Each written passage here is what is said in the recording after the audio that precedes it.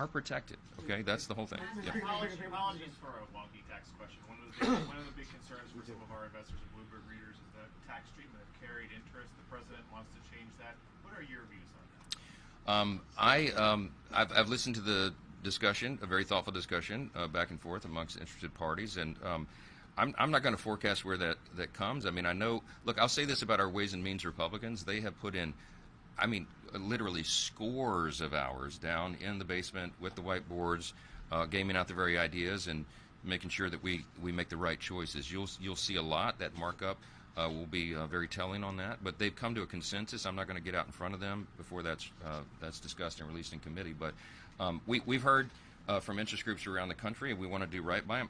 I think.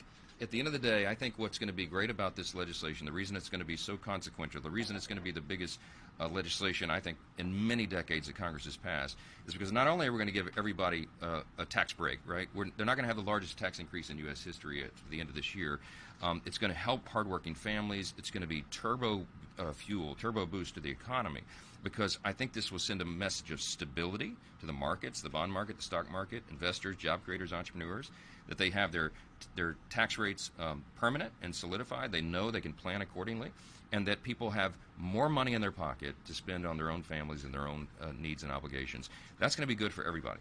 And I think when it comes to this, I think all boats are going to rise again. That was the net result in the first Trump administration, the greatest economy in the history of the world, because we did thoughtful tax policy and we did real regulatory reform.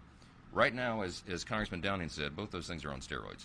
And you're going to see this result in spades, and people are going to see it and feel it.